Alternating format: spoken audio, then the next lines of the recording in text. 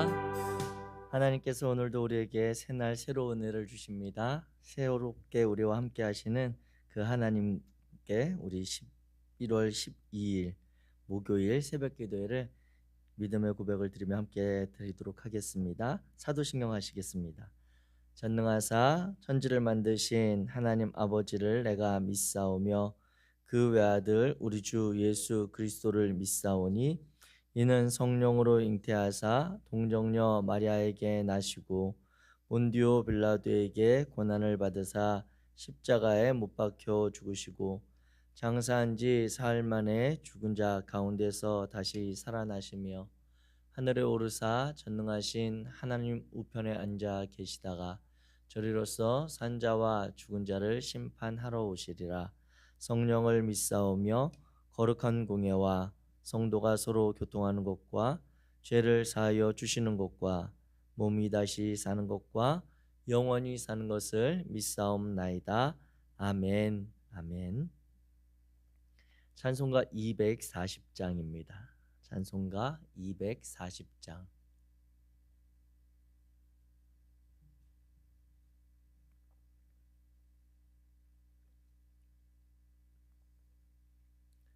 우리 240장 우리 함께 찬양하시겠습니다.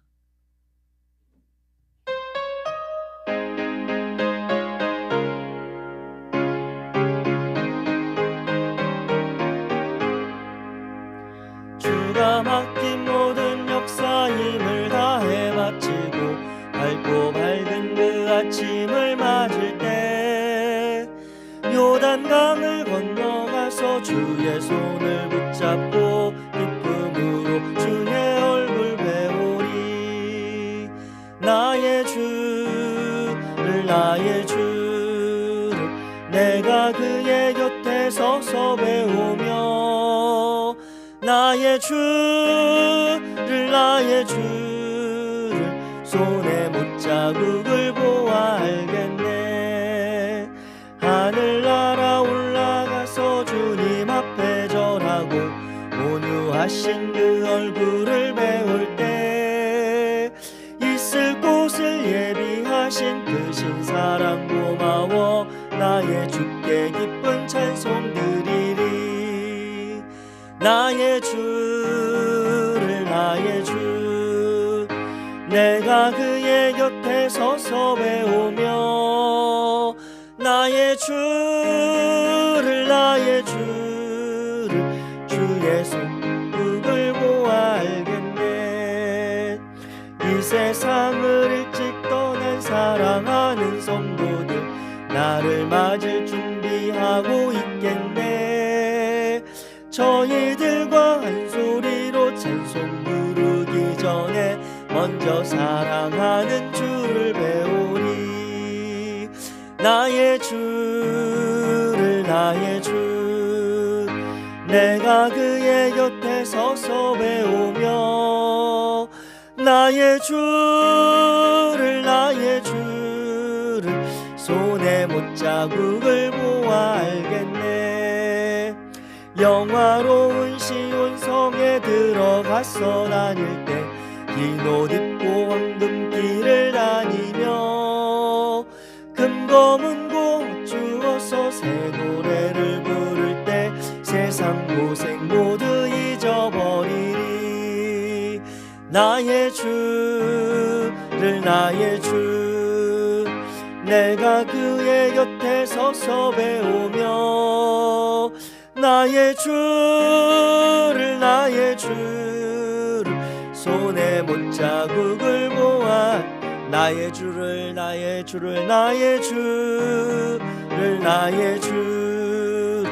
내가 그의 곁에 서서 배우며 나의 주를 손에 못자국을 보아 알겠네. 아멘. 우리가 주님을 만날 그날을 기대함으로 살아가는 그러한 신앙이 있기를 원합니다. 오늘 함께 나누실 하나님의 말씀은 요한계시록 7장입니다. 요한계시록 7장 1절부터 17절까지 말씀. 제가 가진 성경 신약성경 405페이지 요한계시록 7장 1절부터 17절까지 말씀입니다.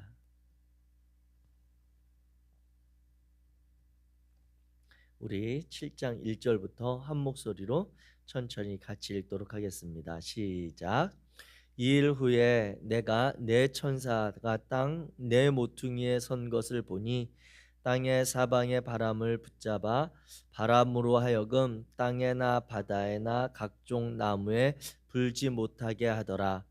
또 봄에 다른 천사가 살아계신 하나님의 인을 가지고 해돋는 데로부터 올라와서 땅과 바다를 해롭게 할 권세를 받은 네 천사를 향하여 큰 소리로 외쳐 이르되 우리가 우리 하나님의 종들의 이마에 인치기까지 땅이나 바다나 나무들을 해하지 말라 하더라.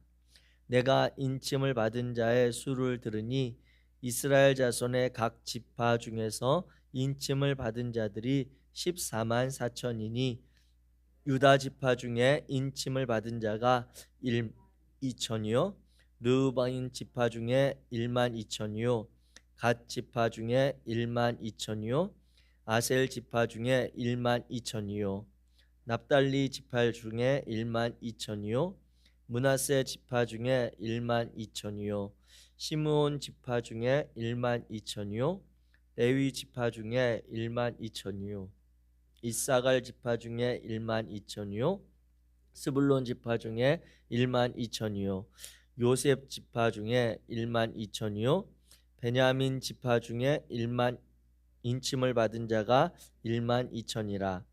이일 후에 내가 보니 각 나라와 족속과 백성과 방언에서 아무도 능히 셀 수 없는 큰 무리가 나와 흰 옷을 입고 손에 종려를 들고 보좌 앞과 어린 양 앞에 서서 큰 소리로 외쳐 이르되 구원하심이 보좌에 앉으신 우리 하나님과 어린 양께 있도다 하니 모든 천사가 보좌와 장로들과 네 생물의 주위에 서 있다가 보좌 앞에 엎드려 얼굴을 대고 하나님께 경배하여 이르되 아멘. 찬송과 영광과 지혜와 감사와 존귀와 권능과 힘이 우리 하나님께 세세토록 있을지어다. 아멘 하더라.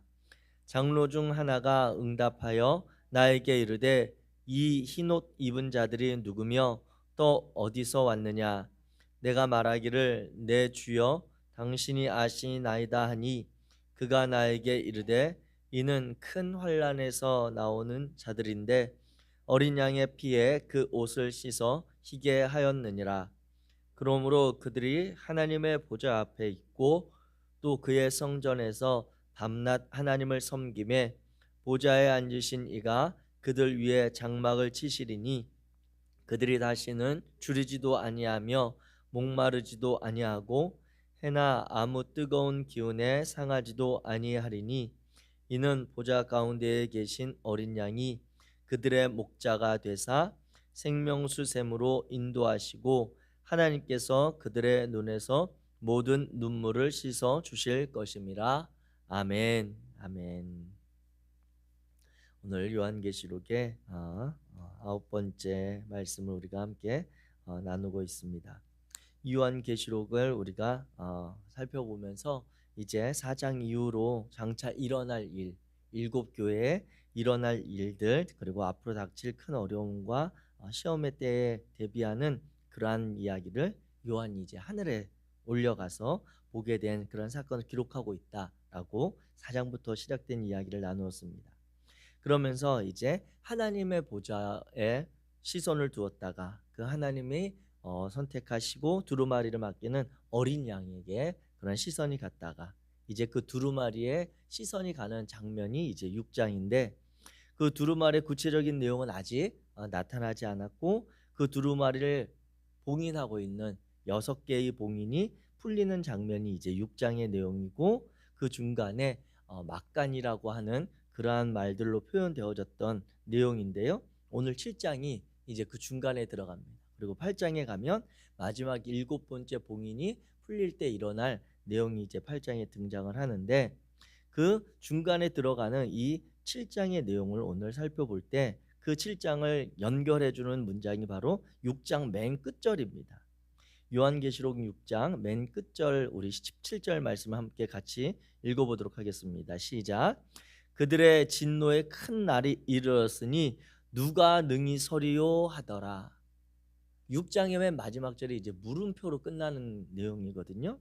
그들의 이제 그 진노의 큰 날이 이르렀을 때 그러면 그날에 이렇게 6개의 봉인이 풀리면서 첫 번째 봉인이었던 승리의 그러한 선언 이후에 나타난 5개의 봉인의 그러한 마음들, 어려움들에 대해서 그럼 이런 어려울 때 누가 견뎌낼 수 있으며 누가 설 수 있겠습니까? 라고 하는 그 물음에 대해서 7장이 답을 해주고 있는 그 내용입니다. 그래서 정리해서 이야기를 하자면 요한계시록을 읽을 때 우리의 시선이 자꾸 어떤 표현, 어떤 상징에 자꾸 가기가 쉽고 어떤 사건들 일어날 일들에 자꾸 마음이 쓰여지는 것은 사실입니다만 그러한 호기심을 내려놓고 요한계시록을 우리가 끝까지 제대로 이해하려면 요한계시록에서 관심을 가지고 있는 사람의 움직임, 사람에 대한 시선을 계속해서 유지해 갈 필요가 있습니다. 이 요한계시록은 서두에서 말씀드렸다시피 7교회 성도들에게 닥칠 큰 어려움 그리고 그들에게 약속된 예수 그리스도의 승리를 보장해주고 그 승리에 대해서 확증해주는 내용이 이 요한계시록이기 때문에 하나님을 끝까지 믿고 따르는 성도들의 관점에서 그들이 어떻게 승리를 얻게 되는지 어떠한 일들을 거쳐 예수 그리스도의 그 약속된 승리를 누리는지를 이 관점을 가지고 보셔야지 요한계시록 장별로 나타나는 그리고 순간순간 나타나는 상황들에 자꾸 시선이 빼앗기면 안 됩니다. 왜냐하면 이 요한계시록 자체가 7교회에 보낸 서신이었다라고 말씀드렸잖아요. 그리고 서신의 특징은 한번 읽을 때 우리들처럼 오늘 우리들이 설교와 예배 때 나누는 것처럼 장별로 이 내용을 끊어서 읽지 않았다라고 하는 것이죠. 요한계시록 이 서신을 읽을 때 한번 낭독이 되면 1장 1절부터 마지막 22장의 내용까지 한 번에 쭉 이렇게 낭독을 했던 것입니다. 그렇기 때문에 우리가 읽는 것처럼 한 장의 내용들을 살펴보는 게 아니라 전체 맥락의 흐름을 유지해 가면서 읽지 않고 내용을 살펴보는 관점이 중요합니다. 그러면 이제 오늘 본격적으로 오늘의 7장의 내용을 살펴보면 6장이 그 종말론적 재앙에 대해서 이야기하면서 7장은 종말론적인 그런 마지막에 재앙으로부터 보호받거나 이겨내는 하나님의 백성들에 대해서 이야기하고 있는데 그 구체적인 내용이 이제 보면 7장 1절에 보면 네 천사가 땅 네 모퉁이에서부터 바람으로 일컫는 큰 진노 어려움의 때가 닥칠 것을 하고 있습니다. 그런데 그 심판과 그 진노가 닥치기 전에 3절에 보게 되면 그 동쪽에서 올라온 하나님의 그러한 인을 가진 그러한 천사가 올라와서 우리가 하나님의 종들을 인칠 때까지 땅이나 바다나 나무에 그들을 해하지 말라고 하는 하나님의 심판을 지연시키는 그러한 내용이 나타나고 있습니다. 이 바람에 대해서 이 요한계시록에서 심판에 대해서 상징으로 이야기하고 있는데 이것은 우리가 잘 아는 것처럼 욥기에도 보면 이 바람이 하나님의 심판이었던 것처럼 하나님의 직접적인 심판은 아니었지만 우리 성도들에게 고난이 당하는 상징의 표현으로 기록된 사건이 있습니다. 욥기 1장 19절에 가게 되면 욥이 하나님께서 욥을 사랑하셔서 그 욥에 대해서 막 자랑을 하시죠. 천상회의에서. 그러할 때 사탄이 그 하나님에게 이야기할 때 욥이 괜히 하나님을 사랑하겠습니까? 라고 하면서 욥을 시험할 것을 허락해 달라고 요청을 하고 하나님이 욥을 온전히 전적으로 신뢰하면서 그 사탄에게 그럼 네 마음대로 해봐라 라고 하는 장면을 우리는 잘 기억하고 있습니다. 그 시험했던 장면 중에 그 많은 욥이 직접 당한 시험도 있지만 그 자녀들에게 닥쳤던 그 시험의 상황이 욥기 1장 19절에 가게 되면 자녀들이 욥의 맏아들 집에 다 모여 있는데 갑자기 사방에서 큰 바람이 불어와서 집이 무너져 가지고 그 자녀들이 하루아침에 다 죽음을 당했다라고 하는 그러한 장면에 대한 기록이 있습니다. 이러한 것처럼 이 바람이 성경에서 그러한 큰 시험과 환난으로 우리에게 보여진 그런 장면이 몇몇 곳이 있는데, 이때를 하나님께서 이 요한계시록의 성도들에게도 동일하게 이야기하고 있습니다. 그렇다고 모든 성경에 나타난 바람이 다 성도들에게 시험으로 해석되어야 하느냐? 그건 아닙니다. 그런 사건과 맥락을 같이 구체적으로 볼 때 그러한 장면들이 있었다라고 하는 걸 말씀드리는 거고요. 아울러서 이 큰 시험이 닥치는, 바람으로 일컫는 시험이 닥칠 때 중요한 것은 하나님께서는 하나님의 인침을 받는 자들, 하나님의 종들을 그 시험으로부터 건지시는 장면이 있다라고 하는 것입니다. 이 인친다라고 하는 것은 도장을 찍는 그 소유를 나타내거나 그 계약의 관계를 나타낼 때 많이 사용하는 그러한 장면입니다.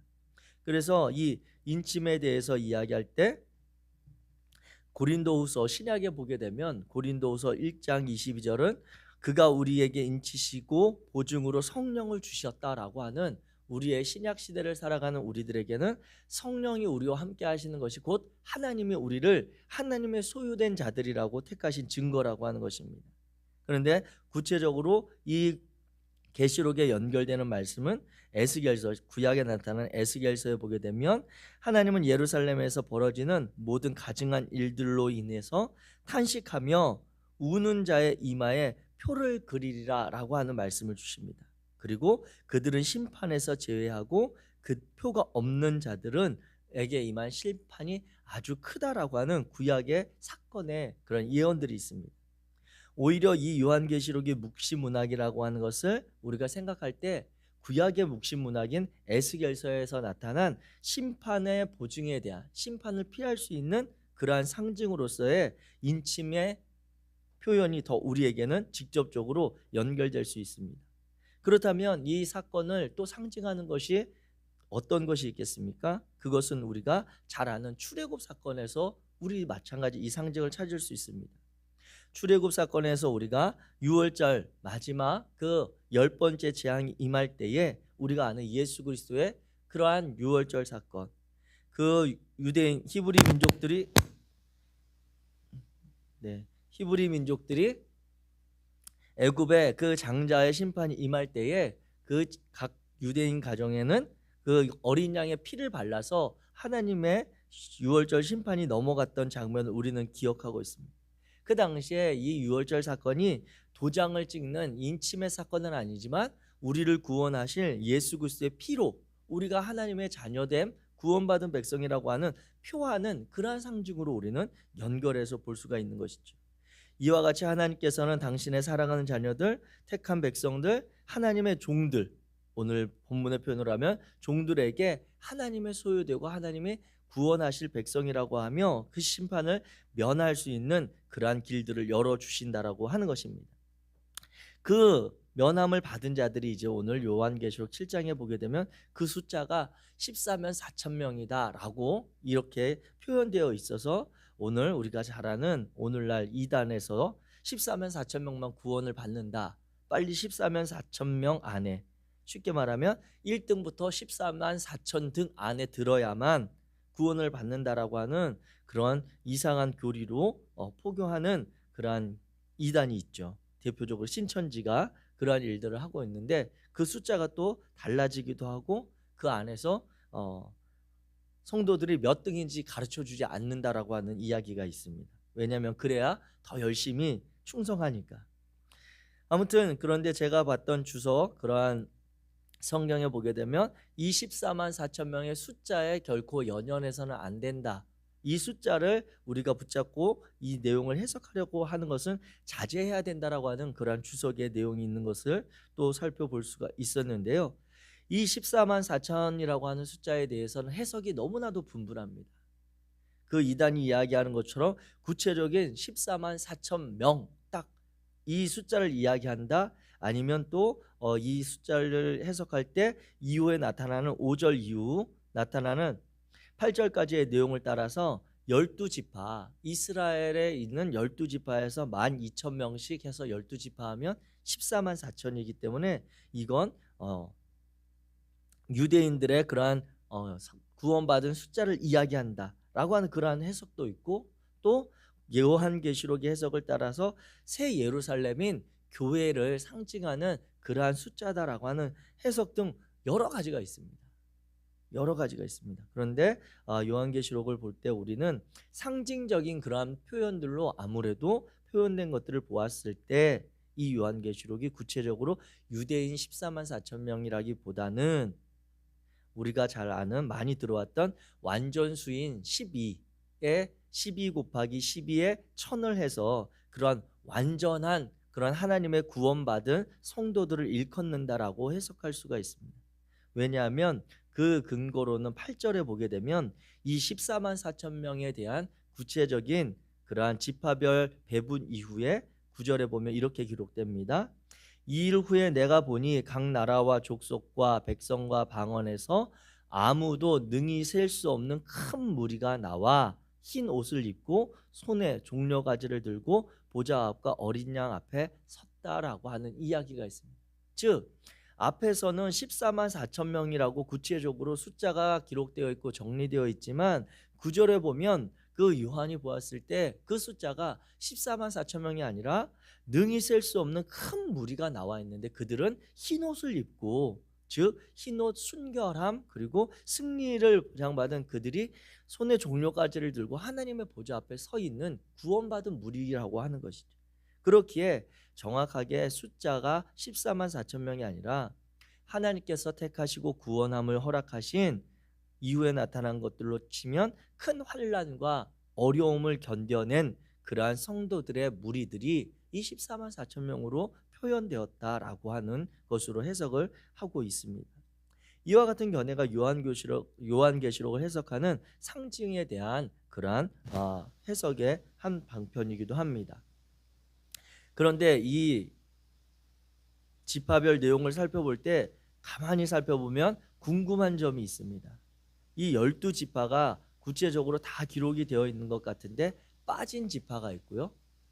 보통 우리가 알고 있는 지파가 아닌데 들어간 지파가 있습니다. 보면 이 12지파 중에는 단지파가 빠졌습니다. 단지파는 1만 2천 명이 없고요. 그 다음에 요셉의 두 아들이었던 므낫세와 에브라임의 그런 두 지파가 요셉 지파인데, 오늘 우리가 읽는 성경에 보게 되면 므낫세 지파는 있는데 에브라임 지파가 없고 대신 요셉 지파가 이렇게 기록이 되어 있습니다. 그런데 이 내용에 대해서 왜 이렇게 기록되어 있지? 라고 하는 자료를 제가 여기저기 찾아보았는데 그 어느 곳에도 왜 그렇게 기록되어 있는지에 대한 해석이 제대로 된 곳이 없었습니다. 우리가 정확하게 알 수 없지만 이 성경을 읽을 때 그래서 이러한 면을 보았을 때 유대인들의 12지파에 12,000명씩에서 14만 4천 명이 구원받는다라고 하는 그러한 직접적인 적용의 견해, 해석은 조금 어려운 그러한 상황을 이해할 수가 있습니다. 이와 같이 이 요한계시록 7장에서는 하나님의 그 구원함을 받은, 하나님의 그 인침을 받은 이들이 큰 환난을 견뎌내고 그리고 흰 옷을 입은 순결한 백성으로 하나님 앞에 서게 될 것이다라고 하는 내용을 이야기하고 있습니다. 그렇다면 우리가 이 말씀의 내용을 가지고 우리가 기억해야 할 것이 있다면 무엇이겠습니까? 이 그들에 대해서 구체적으로 이야기할 때 13절에 보게 되면 장로 중 하나가 응답하여 나에게 이르되 이 흰옷 입은 자들이 누구이며 또 어디서 왔습니까? 라고 하는 그러한 일들을 묻는다라고 하는 것이죠. 그런데 14절 말씀 우리 같이 한번 읽도록 하겠습니다. 14절 시작. 내가 말하기를 내 주여 당신이 아시나이다 하니 그가 나에게 이르되 이는 큰 환난에서 나오는 자들인데 어린 양의 피에 그 옷을 씻어 희게 하였느니라. 아멘. 장로 중 하나가 요한에게 이들이 어떤 이들인지 아느냐라고 물었을 때 요한이 그 물음에 대해서 다시 대답하기를 나는 잘 모르지만 당신이 아십니다라고 하자 그가 구체적으로 대답한 내용이 큰 환난에서 나오는 그 큰 환난을 견디어낸 자들인데 어린 양의 피에 그 옷을 씻어서 희게 된 자들이다. 구원함을 받은 백성이다라고 하는 그러한 내용으로 이야기해주고 있습니다. 그렇습니다. 오늘날 우리 성도들을 정리하는 우리 성도들을 표현하는 표현이 있다면 바로 이 흰옷 입은 무리, 그리고 예수 그리스도를 통해 구원함을 받은 백성, 하나님의 자녀된 이들이라고 하는 그러한 내용인 것입니다. 우리를 이 땅에서 살아가게 하는 여러 가지 이유가 있고 그러한 모습들이 있지만 우리의 그러한 정체성에 대해, 그리스도인됨에 대해서 우리가 다시 한번 잘 기억할 필요가 있습니다. 이 흰옷을 입었다라고 하는 그러한 표현은 요한계시록 19장 8절을 보게 되면 그 흰옷에 대해서 성도들의 깨끗한, 성도들의 옳은 행실이다라고 기록하고 있는 것을 우리는 발견할 수 있습니다. 그렇다면 결국 우리 그리스도인됨이라고 하는 것은 어떠한 그러한 삶이겠습니까? 그것은 다름이 아니라 예수 그리스도를 믿음으로 말미암아 하나님의 그러한 은혜와 사랑을 받아 예수 그리스도의 십자가 보혈로 우리가 구원함을 받은 그러한 이들 가운데 성도다운 온전한 그러한 깨끗한 행실을 살아가는 자들이 이 하나님 앞에 결국 서게 될 그러한 흰옷을 입은 무리가 된다라고 하는 것입니다. 우리가 이 하나님의 말씀을 기억하며 다시 생각할 것은 이 어려움의 때에, 이 고난의 때에 정말 하나님께서 우리에게 기대하시는 삶의 모습을 우리가 우리의 삶에서 찾을 수 있는가라고 하는 것을 오늘도 고민해 보게 됩니다. 이 14만 4천 명, 또 능히 셀 수 없는 흰옷을 입은 큰 무리가 결국 주님 앞에, 보좌 앞에 서서 종려가지를 들고 하나님을 찬양하는 무리가 된다라고 오늘 요한계시록 7장은 이야기하고 있는데, 우리가 성경에서 종려가지를 흔드는 사람들의 두 가지 모습이 대비되는 것을 우리는 피할 수가 없습니다. 요한계시록과 그리고 예수님이 처음 이 땅에 오셔서 예루살렘 성에 입성하실 때 수많은 무리들이 환호하며 예수님을 맞아들일 때 그들도 주님을 향해서 종려나무 가지를 흔들며 주님을 맞이하고 환호하였습니다. 그러나 그들의 결국은 어떠했습니까? 우리가 이번 수요일에 목사님의 말씀을 통해서 들었던 것처럼 그 십자가 사건이 있을 때에 예수님이 십자가에 매달리시도록 종용했던 그 빌라도가 주님에게 죄가 없음을 3번이나 확인하고 그를 매를 때려 놓아주기를 원하는 그 의지를 꺾어냈던 것들이 누구입니까? 바로 그 군중들이었습니다. 종려가지 나무를 흔들며 예수님을 환호했던 그 많은 무리들이 오히려 주님을 십자가에 달리도록 종용했던 그러한 무리들로 변질되었던 것을 우리는 한 장면을 발견하게 되고, 오늘 요한계시록에서는 이 어려움과 환난의 때를 성도의 옳은 행실로 이겨낸 이들이 주님 앞에서, 하나님의 보좌 앞에서 종려가지를 들어 그 하나님의 구원하심과 그 은혜를 찬송한다라고 기록하고 있는 것입니다. 사랑하는 성도 여러분, 이 종말론적인 그리고 이 코로나19로 인해서 어려움의 고난의 때가 우리를 심히 불안하고 염려스럽고 어렵게 하지만 이때에 우리에게 임하시는 하나님의 그 크신 은혜가 있음을 기억하시기 바랍니다. 요한계시록은 결론적으로 이야기한다면 결국 성도들이 예수 그리스도를 의지하여 이겨낸다라고 하는 것입니다. 우리의 성도들, 하나님의 자녀된 우리들, 오늘 하루를 하나님의 말씀에 의지하여 살아가고자 하는 성도들의 삶이 예수 그리스도를 의지하여 하나님의 은혜 가운데 승리할 것을 이야기하고 있는 것이 요한계시록인데, 오늘 하루 저와 여러분들이 이 하루를 어떻게 살아갈 것인가, 어떻게 오늘 우리가 주님에게 받은 이 구원의 감격을 누리며 살아갈 것인가, 그 구원의 확증을 나는 어떻게 스스로 인침받도록 할 것인가, 내 안에 있는 성령의 음성을 들으며 따라가는 저와 여러분 되시기를 주의 이름으로 축복합니다. 하나님의 말씀이 우리에게 있고 그 말씀을 분별하고 이해할 수 있는 은혜를 우리에게 하나님은 허락하십니다. 말씀 앞에 우리의 시간을 드리고 그 말씀이 명하는 삶을 주여 말씀하옵소서, 내가 그 말씀에 오늘 하루도 할 수 있는 한 최선을 다해 순종하기 원합니다라고 하는 이들에게 주님께서는 그 말씀을 비추시며 그 말씀 가운데 길을 인도하실 것을 우리는 확신할 수 있습니다. 우리에게 약속이 되시며 14만 4천의 모습이 아니라 하나님이 도우심으로 구원함을 이룰 우리들의 소망을 붙잡는 오늘 하루 복된 하루 되시기를 주님의 이름으로 축복합니다. 기도하겠습니다. 사랑의 하나님 감사합니다. 이 고난과 어려움의 시기에 주님과 동행하기를 원합니다. 하나님께서 내려주시는 그 은혜와 사랑 가운데 거하기를 원하며 우리에게 보이신 그 구원의 감격을 누리며 살아가는 성도들 되기를 원합니다. 또한 오늘도 우리에게 역사하시는 성령의 이끌림을 따라 주의 말씀 앞에 순종함으로 반응하기 원하오니 거룩하신 하나님, 우리가 행하는 모든 일들 가운데 주님의 뜻에 합한 삶의 길을 열어 주옵소서. 아버지 하나님께서 함께 하셔서 거룩한 독서의 일정과 주님 앞에 우리가 말씀을 붙들고 씨름하는 동안에 우리를 만나 주실 하나님의 은혜를 소망합니다. 주님께서 함께 하시고 우리에게 주신 약속들을 이루어가는 것을 신실하게 고백할 수 있도록 도와주옵소서. 특별히 이 고난과 어려움의 때에 한 해를 보내며 그 가운데서도 하나님께서 우리에게 행하신 일들을 돌아보며 감사합니다. 모두가 힘겨웠고 돌아보면 불안함과 염려의 시간들이 있었지만 그러한 시간을 또한 견뎌내게 하시고 우리의 연약할 때 우리 곁에서 그 어려움의 때를, 시험의 때를 이겨내도록 도우시는 성령 하나님이 계셨음을 고백하오니 거룩하신 하나님과 동행하는 오늘 하루가 될 수 있도록 도와주시옵소서. 특별히 우리 성도들의 삶의 자리에 주님 구체적으로 함께 하시며 역사하여 주시기를 원합니다.